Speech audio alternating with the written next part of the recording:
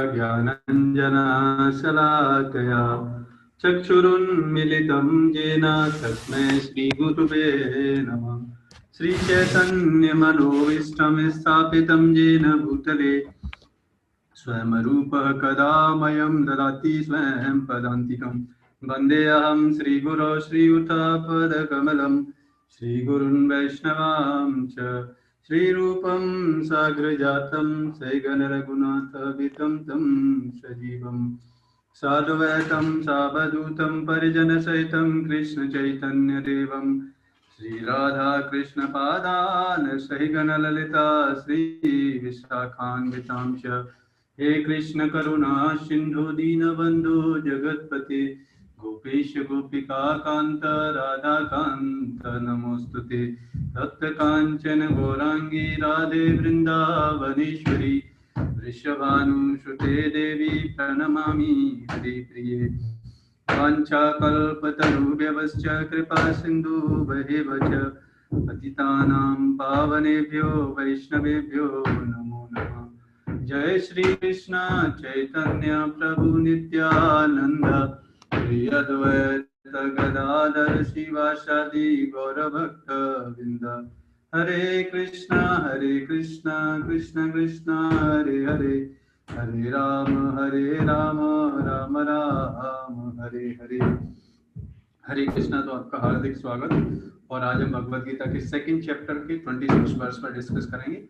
और आज हम डिस्कस करेंगे लाइफ कम्स फ्रॉम लाइफ, कि ये लाइफ आती कहाँ से है, लाइफ का स्रोत कहाँ पर है। हमने अभी समझ रहे हैं, क्योंकि आत्मा के बारे में समझ रहे हैं, तो ये पॉइंट लोगों को जनरली उसके बारे में बहुत कम नॉलेज होता है। चाहे वो कितना भी बड़ा उनके पास डिग्री हो, चाहे पीएचडी का डिग्री हो, वो भी कंफ्यूज रहते हैं। ये टॉपिक ऐसा है कि काफी घंटों तक इस पर डिस्कस किया जा सकता है, और अभी तक इसके बारे में मॉडर्न साइंस भी किसी कंक्लूजन पर नहीं पहुंची। लेकिन हमारे शास्त्रों में इसका सार, क्योंकि भगवद गीता में बताया गया सम्यक, तो इसलिए हमने आज ये टॉपिक लिया है। तो आइए आज के श्लोक पे चलते हैं। इसमें भगवान बता रहे हैं, अथम चैनम नित्ययम जातम नित्यम वा मन्यसे मृतम तथापि त्वं महाबाहो नैनम शोचितुमर्हसि। इसमें बता रहे हैं, भगवान क्या बता रहे हैं कि किंतु यदि तुम यह सोचते हो, यहाँ पर अर्जुन को भगवान बता रहे हैं कि अगर आप ये सोचते हो कि आत्मा अथवा जीवन का लक्षण, आत्मा मतलब हमारे किसी भी जीव में जीव के लक्षण जो पैदा होता है, फिर बड़ा होता है, ग्रो होता है, फिर ड्रिंडलिंग होती है, फिर बुढ़ापा आ जाता है, फिर मृत्यु हो जाती है। ये क्या होता है, हर जीव जिसमें लाइफ है उसके सिम्टम्स हैं। जिसमें भी लाइफ होगा, आप देखेंगे जैसे पेड़ पौधे हैं, उसमें भी क्या होता है, बड़े होते हैं, ग्रो होते हैं, फिर ओल्ड होते हैं, फिर डेथ होती है। तो ये सारे ये सिम्टम्स हैं, ये डेफिनेशन है। किसी भी लिविंग एंटिटी जिनमें लाइफ है, जिसमें जीवन है, उसके ये सिम्टम्स हैं। चाहे वो छोटे से छोटा बैक्टीरिया क्यों ना हो, है ना, बड़े से बड़ा कितना भी कोई व्यक्ति क्यों ना हो, चाहे देवता हो, कोई भी हो, कहने का मतलब ये है। तो उसमें जीवन के लक्षण ये बताए, यहाँ से पता चलता है। तो वो जीवन के लक्षण किससे, आत्मा के कारण। यहाँ से आज हमारी जो लाइफ कम फ्रॉम लाइफ, यहाँ से आपको पता चलेगा लाइफ के बारे में। सदा जन्म लेता है, आत्मा सदा जन्म लेता है। आत्मा सदा जन्म लेता है मतलब आत्मा शरीर ग्रहण करता है। जन्म लेने का मतलब है शरीर ग्रहण करता है, तथा सदा मरता है। मतलब आत्मा सदा जन्म लेता है तथा सदा मरता है, तो भी हे महाबाहु तुम्हें शोक करने का कोई कारण नहीं है। यहाँ पर भगवान बता रहे हैं कि चलो तुम इस बात से अभी कन्विंस नहीं है, तो सत्य तो ये है कि आत्मा कभी नष्ट नहीं होता, उसका ना तो जन्म होता है ना उसकी मृत्यु होती है। लेकिन भगवान बोल रहे हैं कि अभी आपको ये समझ में नहीं आ रहा, क्योंकि रियलाइजेशन में समय लगता है।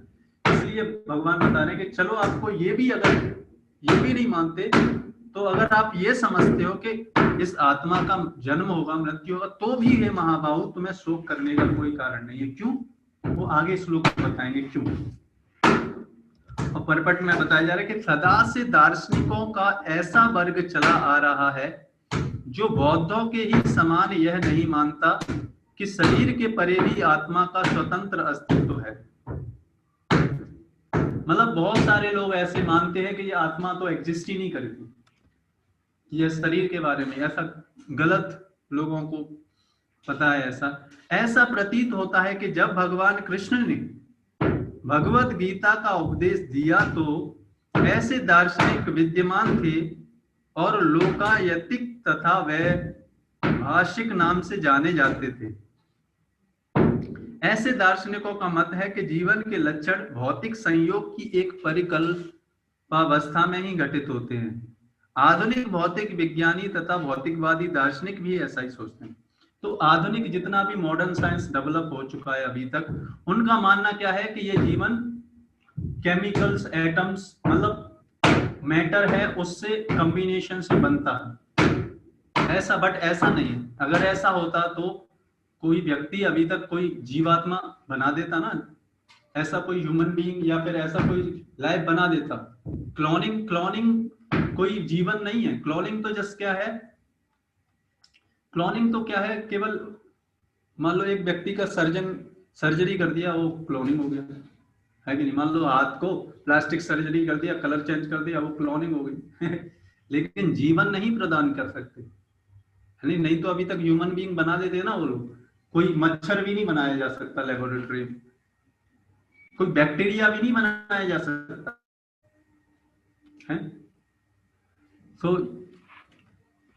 ये समस्या का कारण है। लोग क्या समझते हैं, अभी तक मॉडर्न साइंस का मानना है कि ये जीवन कहाँ से, इन एटम्स मॉलिक्यूल्स का कॉम्बिनेशन, जितने भी हमारी रिएक्शन है कि नहीं, हाँ, जितने भी हमारी थिंकिंग, फीलिंग, बिलिंग है, वो किसके कारण है, केमिकल सिक्रेशन से होता है। लेकिन केमिकल सिक्रेशन से होता तो सारे केमिकल मृत्यु से पहले भी उपस्थित हैं, मृत्यु के बाद भी वही केमिकल शरीर में उपस्थित हैं, लेकिन वह व्यक्ति हंसता नहीं, वो सोचता नहीं, कुछ नहीं करता, है कि नहीं।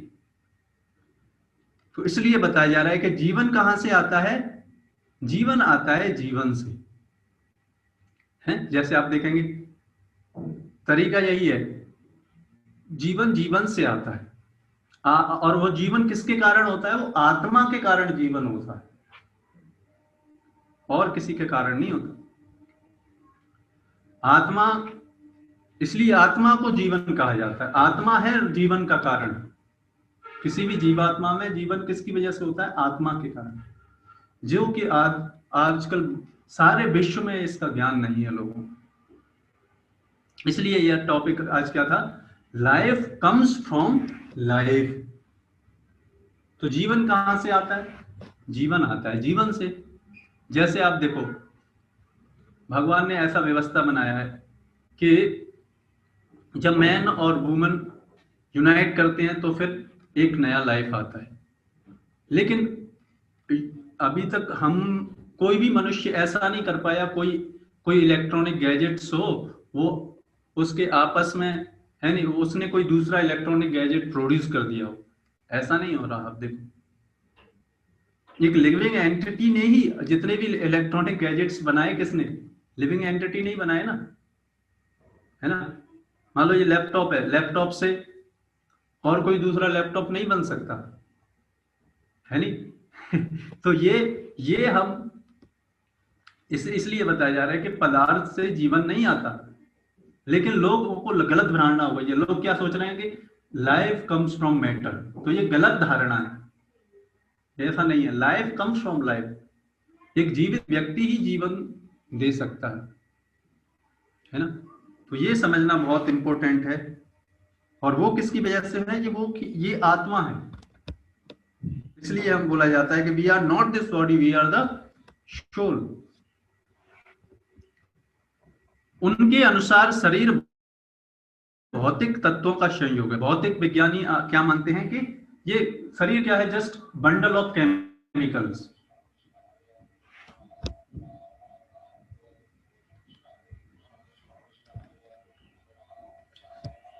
और एक अवस्था ऐसी आती है जब भौतिक तथा रासायनिक तत्वों का संयोग से जीवन के लक्षण विकसित हो उठते हैं। न तत्व विज्ञान इसी दर्शन पर आधारित है। संप्रति अनेक धर्म छद्म धर्म जिनका अमेरिका में प्रचार हो रहा है, दर्शन का पालन करते हैं और साथ ही शून्यवादी भक्त बौद्धों का भी अनुसरण करते हैं। तो मोस्टली जनता तो आत्मा पर विश्वास ही नहीं करती, इसलिए दुखी है। यदि अर्जुन को आत्मा का अस्तित्व में विश्वास नहीं था, जैसा कि वैभाषिक दर्शन में आता है, तो भी उसे शोक करने का कोई कारण नहीं था। कोई भी मानव आयनों की क्षति के लिए शोक नहीं करता है कि नहीं। अगर मान लो कोई मैटर भी मान रहा है अपने को, तो भी शोक करने की कोई जरूरत नहीं, भगवान ये समझा रहे हैं। जैसे मान लो कोई केमिकल है, केमिकल की बोतल जमीन पे गिर भी जाए तो कोई रोता है उसके लिए है कि नहीं। तथा अपना कर्तव्य पालन त्याग नहीं देता, और उसकी वजह से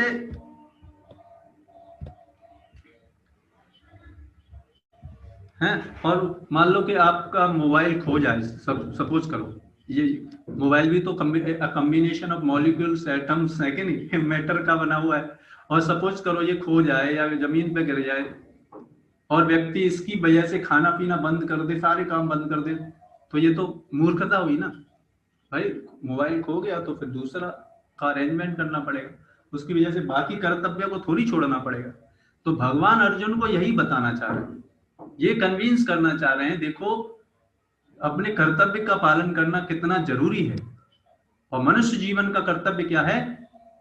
भगवान के प्रति प्रेम उत्पन्न करना। दूसरी ओर आधुनिक विज्ञान तथा वैज्ञानिक युद्ध में शत्रु पर विजय प्राप्त करने के लिए न जाने कितने टन रसायन फूंक देते है कि नहीं। और देखो जब दूसरी कंट्री में तो कितना केमिकल, कितने एटम्स, कितने जो भी बारूद बना है वो ये किसका, मैटर का ही तो बना है कि नहीं। कितना बर्बाद हो जाता है, लोग रोते हैं उसके लिए। तो भगवान अर्जुन को ये बताना चाह रहे हैं कि ये शरीर जो खत्म होएगा, शरीर किसका है? क्योंकि ये गलत अधर्म के लिए कार्य कर रहे हैं, इसलिए इनको पनिशमेंट मिलना चाहिए। वैभाषिक मतलब दर्शन के अनुसार आत्मा शरीर के क्षय होते ही लुप्त हो जाती है। मतलब आधुनिक विज्ञानी क्या मानते हैं, बहुत सारे लोग ऐसा मानते हैं कि ये आत्मा नष्ट हो जाती है, जैसे शरीर खत्म हो जाता है। ऐसा नहीं है भाई। अतः प्रत्येक दशा में चाहे अर्जुन इस भौतिक मान्यता को स्वीकार करता है कि अणु आत्मा का अस्तित्व है, या कि वह आत्मा के अस्तित्व को स्वीकार नहीं करता, उसके लिए शोक करने का कोई कारण न था। तो भगवान इसलिए बता रहे हैं, इसका मतलब ये नहीं कि आत्मा का अस्तित्व नहीं रहता। भगवान केवल अर्जुन को ये बताना चाह रहे हैं, केवल कन्विंस करना चाह रहे हैं कि fight for the right cause. ये अर्जुन को बताना चाह रहे हैं भगवान, और यही हमको भी जीवन में समझना है। देखो जीवन में बहुत सारी परिस्थितियां ऐसी आ जाएंगी जिसमें लगेगा कि अरे मैं क्या करूं क्या ना करूं, लेकिन हमें अपने कर्तव्य पालन भी अडिग रहना चाहिए, डिटरमाइंड रहना चाहिए, है ना। हमारा प्राइमरी कर्तव्य क्या है, अल्टीमेट कर्तव्य क्या है? भगवान के प्रति प्रेम उत्पन्न करना, और बाकी जितने भी कर्तव्य हैं वो इस कर्तव्य को फुलफिल करने के लिए लगाना, तब कुछ हो सकता है ना।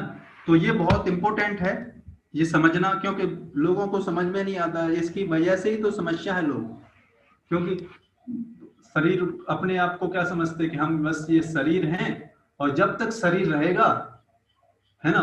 क्योंकि लोगों की जिनका फिलॉसफी इस तरीके का है कि ये शरीर खत्म होते ही सब कुछ खत्म, everything will be destroyed as the body will be destroyed, then what will be happen? Then they will think eat, drink and be merry.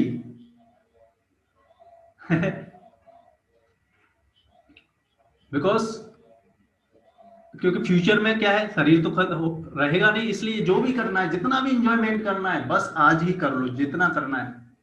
इस मेंटेलिटी से व्यक्ति क्या करता है, फिर जो भी मेहनत करता है, बहुत काम करता है, और उसकी वजह से क्या होता है, उसको कष्ट होता है कि नहीं। आजकल आप देखो यही सिचुएशन है ना। लोग जाते हैं, मेहनत करते हैं, 8-8, 10-10, 12-12 घंटे, एक जॉब नहीं, दो जॉब, है ना, part time job, third time job, इतनी सारी जॉब कर लेते हैं कि समय ही नहीं है उनके पास, अपने बारे में सोचने के लिए समय नहीं है। आप सोचो, तो अब क्या किया जाए? है कि नहीं? अपने जीवन में इतना समय तो निकालना पड़ेगा ना कि अपने बारे में सोचें। तभी तो जर्नी ऑफ सेल्फ डिस्कवरी तब कब कब डिस्कवर होगी, जब अपने लिए समय निकालेंगे, है कि नहीं? तो जब हम अपने लिए समय निकालेंगे, सोचेंगे, तब ये फिलॉसफी, जो गलत गलत फिलॉसफी हमारे माइंड में, जिससे हम कन्विंस्ड हो चुके हैं कि हम ये शरीर हैं, इस शरीर से रिलेटेड जितनी चीजों से आसक्त हो चुके हैं, वो फिलॉसफी खत्म होगी कैसे? धीरे धीरे जब हम श्रवण करते रहेंगे, ये बार बार हैमर कानों में जाएगा, तब धीरे धीरे करके हमारी समझ में, अभी कन्विंस नहीं है। कन्विंस्ड होने का मतलब है कि उसके अनुसार कार्य करना। अभी हम कन्विंस नहीं है, इतना आसान नहीं होता कन्विंस्ड होना इस फिलॉसफी से कि we are not this body, we are the soul. Convince होएंगे कब? जब हम इसके लिए कार्य करेंगे, जब हम रेगुलरली विदाउट फेल अपनी साधना करेंगे, भेजेंगे विदाउट फेल, जब ये स्टैंडर्ड आ जाएगा, तब माना जाता है कि we are thinking about that we are not this body, we are the soul. अभी तो क्या, अभी तो कुछ ऐसे ही हंसी मजाक में चल रहा है है कि नहीं? तो ये बहुत इंपॉर्टेंट सब्जेक्ट मैटर है। केवल हम थोड़ा सा समय स्पेंड करने से इस जन्म मृत्यु जरा व्याधि से निकल सकते हैं, है कि नहीं? और ये शाश्वत जगत जो हमारा, इस सिद्धांत के अनुसार, चूंकि पदार्थ से प्रत्येक क्षण असंख्य जीव उत्पन्न होते हैं और नष्ट होते रहते हैं, अतः ऐसी घटनाओं के लिए शोक करने की कोई आवश्यकता नहीं। अब देखो, पदार्थ से क्यों ऐसा लगता है? क्योंकि हम देखते क्या है? आत्मा तो दिखती नहीं, इसलिए हमने कल वाला सेशन लिया था, सोल इज इनविजिबल, है ना? क्योंकि ये सेंसेस सोल को देख नहीं सकती, उसके लिए दिव्य ट्रांसडेंटल विजन चाहिए, जो कि शास्त्रों में दिया गया है। तो अब हमको क्या लगता है, जब जैसे मान लो कि मैन और वुमन यूनाइट करते हैं, तो फिर क्या होता है? तब उसमें मतलब जो बच्चा होता है उसके जीवन के सिम्टम्स जनरेट होते हैं। लेकिन ऐसा नहीं है। आप देखो, हर बार अगर मैन और वुमन यूनाइट करते, हर बार अगर बच्चा होता, तो कहा जाता कि इसको प्रोड्यूस करने, लाइफ देने वाले कौन है? ये मैन और वुमन, है कि नहीं? लेकिन ऐसा आप देखेंगे, fact of the matter is every time it doesn't happen. हर बार ऐसा नहीं होता। नहीं तो आप देखो, एक व्यक्ति अपनी इंद्रिय तृप्ति के लिए कितना बार जीवन में, कितनी बार यूनाइट करता है? नहीं तो उतनी बच्चे हो जाते हैं अभी तक, फिर जनसंख्या एकदम ओवर पॉपुलेटेड हो जाती है अभी तक, है कि नहीं? लेकिन ऐसा नहीं है। तो इससे ये प्रूफ हो रहा है कि जीवन मैटर, आत्मा जब मैटर में जाती है तो मैटर में चेंजेस, ट्रांसफॉर्मेशन होना स्टार्ट होता है। इसलिए आत्मा की वजह से और भी चीजें चलती हैं। यदि आत्मा का पुनर्जन्म नहीं होता तो अर्जुन को अपने पितामह तथा गुरु के वध करने के पाप फलों के डरने का कोई कारण न था। किंतु साथ ही कृष्ण ने अर्जुन को व्यंग पूर्वक महाबाहु कहकर संबोधित किया, क्योंकि उसे वैभाषिक सिद्धांत स्वीकार नहीं था जो वैदिक ज्ञान के प्रतिकूल है। मतलब जो ये वैभाषिक सिद्धांत क्या है? जो ये समझते कि हम ये शरीर है, ये जीवन पदार्थ से आया है। लेकिन वैदिक सिद्धांत क्या है कि लाइफ कम फ्रॉम्स लाइफ। क्षत्रिय होने के नाते अर्जुन का संबंध वैदिक संस्कृति से था और वैदिक सिद्धांतों का पालन करने रहना ही उसके लिए शोभनीय था, है ना? तो ये कुछ इंपॉर्टेंट फैक्टर हैं। यहां पर अर्जुन, पूरी भगवत गीता आप देखो, भगवान कृष्ण ये जितनी भी सिद्धांत बता रहे हैं, बस अर्जुन को ये बताना चाह रहे हैं कि आप अपने कर्तव्य का पालन करो, बस इतना चीज हमको सीखना है। हमको बस भगवत गीता पढ़ने से, भगवत गीता समझने से हम ये चीजें, कुछ चीजें समझ जाए भगवत गीता। अगर ये चीजें नहीं समझे तो भगवत गीता कितनी बार भी पढ़ लो, it is a waste of time.